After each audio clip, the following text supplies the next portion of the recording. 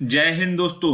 Point break by RSR YouTube channel पर आप सभी का बहुत बहुत स्वागत है। आज हम बात करने वाले हैं UP TET, C TET, super TET की दृष्टि से महत्वपूर्ण प्रश्नों की। आज का हमारा विषय है हिंदी। तो आप लोग इस वीडियो को बहुत ध्यान से देखिए। इस वीडियो में परीक्षा की दृष्टि से प्रश्नों से संबंधित विभिन्न पहलुओं पर भी चर्चा की गई है, जहाँ से अक्सर परीक्षाओं में प्रश्न बन जाते हैं। इस वीडियो के लास्ट में मैं आपसे एक क्वेश्चन भी पूछूंगा, जिसका आंसर आपको कमेंट बॉक्स में देना है। तो चलिए शुरुआत करते हैं आज के वीडियो की। आज का हमारा पहला क्वेश्चन है, वर्ड तालिका के अनुसार ह्रस्व, दीर्घ व प्लुत क्या है। तो इसमें पूछा है ये तीनों क्या हैं। तो हमारे ऑप्शन क्या है, आइए देख लेते हैं। ऑप्शन 1 है स्वर, ऑप्शन 2 है व्यंजन, ऑप्शन 3 है मात्रा, ऑप्शन 4 है विसर्ग। तो इसका सही आंसर क्या हो जाएगा? सही आंसर हो जाएगा ऑप्शन 1। वर्ड तालिका के अनुसार ह्रस्व, दीर्घ, प्लुत ये क्या होते हैं? ये होते हैं स्वर। अब आइए देख लेते हैं ह्रस्व स्वर कौन कौन से होते हैं। ह्रस्व स्वर वो होते हैं जिनमें सबसे कम समय लगता है, जैसे अ, ई, उ और रे। ये कितने होते हैं संख्या में? ये होते हैं 4।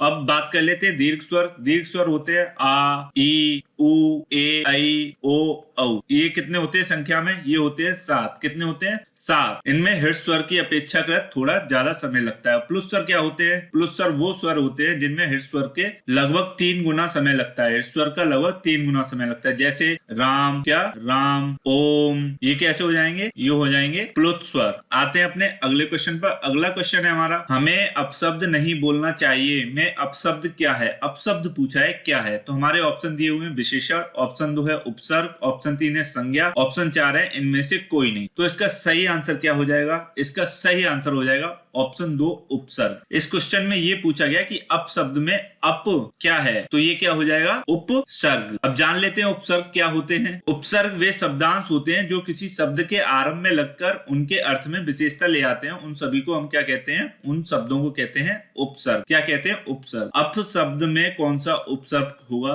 तो वो उपसर्ग भी हम जान लेते हैं। वो कौन सा उपसर्ग होगा? वो होगा अप उपसर्ग होगा। आते हैं अपने अगले क्वेश्चन पर। अगला क्वेश्चन है हमारा, उत्पत्ति के आधार पर शब्द के कितने प्रकार होते हैं? ऑप्शन दिए हुए हमारे 3, ऑप्शन 2 है 4, ऑप्शन 3 है 5, ऑप्शन 4 है 6। तो इसका सही आंसर क्या हो जाएगा? वो हो जाएगा हमारा ऑप्शन नंबर 2, 4। उत्पत्ति के आधार पर शब्द 4 प्रकार के होते हैं। कितने प्रकार के होते हैं? 4 प्रकार के। आइए देख लेते हैं वो कौन कौन से होते हैं। तो वो होते हैं तत्सम, दूसरा होता है तद्भव, तीसरा होता है विदेशी और चौथा होता है संकर। तो ये उत्पत्ति के आधार पर शब्द के प्रकार हैं। आते हैं अपने अगले क्वेश्चन पर। अगला क्वेश्चन है हमारा, आप जिस शहर में हैं उस शहर का नाम संज्ञा का कौन सा भेद है? संज्ञा का भेद पूछा हुआ है, कौन सा है या कौन से भेद को सूचित करता है। तो हमारे ऑप्शन है व्यक्तिवाचक, ऑप्शन 2 जातिवाचक, ऑप्शन 3 है समूहवाचक, ऑप्शन 4 है इनमें से कोई नहीं। तो इसका सही आंसर क्या हो जाएगा? सही आंसर हो जाएगा ऑप्शन 1 व्यक्तिवाचक संज्ञा। अब जान लेते हैं व्यक्तिवाचक संज्ञा क्या होती है। तो व्यक्तिवाचक संज्ञा किसी व्यक्ति, स्थान आदि का बोध कराए या नामों का बोध कराए, तो वहां पर क्या होती है? वहां पर होती है व्यक्तिवाचक संज्ञा। इसलिए हमारा कौन सा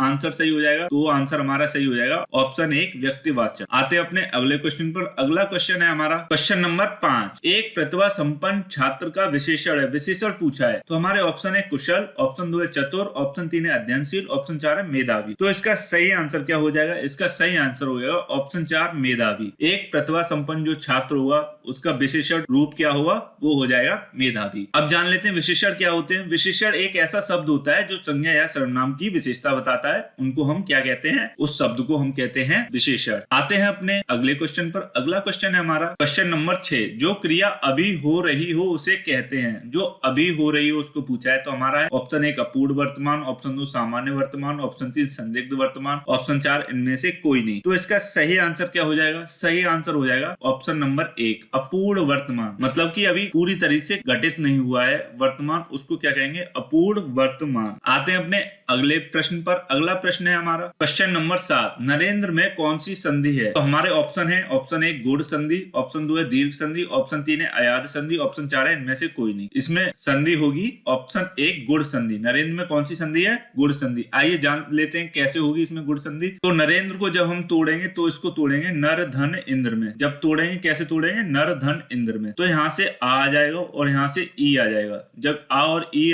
मिल जाएंगे तो ये क्या हो जाएगा? ए। क्या हो जाएगा? नरेंद्र। इसलिए इसमें कौन सी संधि हो जाएगी? गुण संधि। गुण संधि का सूत्र क्या होता है? वो होता है क्या होता है? आद गुण। आते हैं अपने अगले प्रश्न पर। अगला प्रश्न है हमारा कर्मधारय समास का उदाहरण है।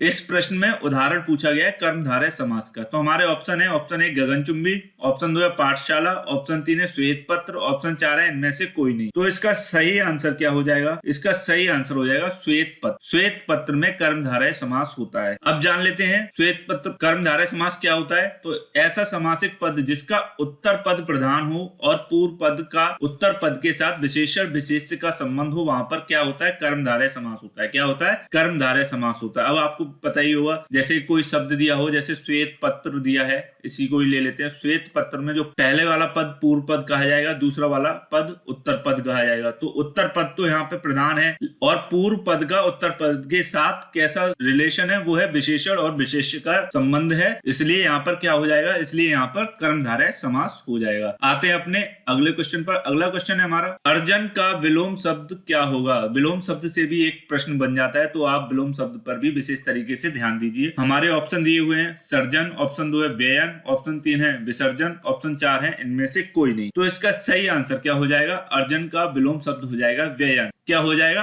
व्ययन। आते हैं अपने अगले प्रश्न पर। अगला प्रश्न है हमारा क्वेश्चन नंबर 10, रचना का पर्यायवाची। पर्यायवाची पूछा है, तो हमारे ऑप्शन है, ऑप्शन 1 जीव का, ऑप्शन 2 इच्छा का, ऑप्शन 3 चांदनी का, ऑप्शन 4 इनमें से किसी का नहीं। तो इसका सही आंसर क्या हो जाएगा? इसका सही आंसर हो जाएगा ऑप्शन 1 जीव का। रचना किसका पर्यायवाची होगा? वो हो जाएगा जीव का। आते हैं अपने अगले प्रश्न पर। अगला प्रश्न है हमारा क्वेश्चन नंबर 11, उड़ती चिड़िया के पंख गिनना मुहावरा का सही अर्थ क्या होगा? तो हमारे ऑप्शन दिए हुए हैं, अनुभवी होना, ऑप्शन 2 है वाक चतुर होना, ऑप्शन 3 है प्रतिभाशाली होना, ऑप्शन 4 है असंभव कार्य करना। तो इसका सही आंसर क्या हो जाएगा? इसका सही आंसर हो जाएगा ऑप्शन नंबर 4 असंभव कार्य करना। उड़ती चिड़िया के पंख गिनना मुहावरा का सही अर्थ क्या होगा? वो हो जाएगा ऑप्शन नंबर 4 असंभव कार्य करना। आते हैं अपने अगले प्रश्न पर। अगला प्रश्न है हमारा क्वेश्चन नंबर 12, अखरोट का तत्सम रूप है।